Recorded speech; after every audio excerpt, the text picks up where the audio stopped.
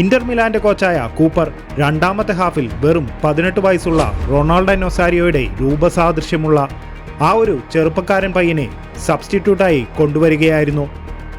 പിന്നീട് ആ stadium സാക്ഷിയായത് striking പൊസിഷനിൽ കളിക്കുന്ന ആ പയ്യൻ ബോൾ കാലുകളിൽ എത്തുമ്പോഴെല്ലാം പേരുകേട്ട റിയൽ ഡിഫൻസിലേക്ക് തലങ്ങും വിലങ്ങും ഓടിക്കയറുന്നതിനായിരുന്നു. റിയൽ മാഡ്രിഡിന്റെ സൂപ്പർ ഗോൾ കീപ്പറായ ഐക്കർ കാസിയാസ് സെക്കൻഡ് ഹാഫ് മുതൽ ഈ ചെറുപ്പക്കാരന് മുന്നിൽ വിയർക്കുന്നതിന് സാന്റിയാഗോ ബെർണാബു സാക്ഷ്യം വഹിക്കുകയായിരുന്നു. അവന്റെ കാലിൽ നിന്നും ബോൾ പിടിച്ചെടുക്കാൻ പാടുപെട്ട റോബർട്ടോ കാർലോസ് അടങ്ങുന്ന റിയൽ മാഡ്രിഡിന്റെ ഡിഫൻസിൽ നിന്നും പെനാൽറ്റി ബോക്സിന്റെ അരികെ ഇന്റർ മിലാന് 65-ാം മിനിറ്റിൽ ഒരു ഫ്രീ കിക്ക്, 6 അടി 2 ഇഞ്ച് ഉയരമുള്ള ആ പയ്യനെടുത്ത ഫ്രീ കിക്ക് ഒരു മിന്നൽ പിണർ പോലെ ഐക്കർ കാസിയാസിനെയും നിഷ്പ്രഭമാക്കി വലയിലേക്ക് കയറുകയായിരുന്നു. ആ മത്സരത്തിനു ശേഷമാണ് കളിക്കാർക്ക് മനസ്സിലായത് 105 മൈൽസ് പെർ അവർ റെക്കോർഡ് സ്പീഡിൽ ഗോളിലേക്ക് കുതിച്ച ആ പന്തിനെ തടയാൻ ആർക്കും പറ്റുമായിരുന്നില്ല.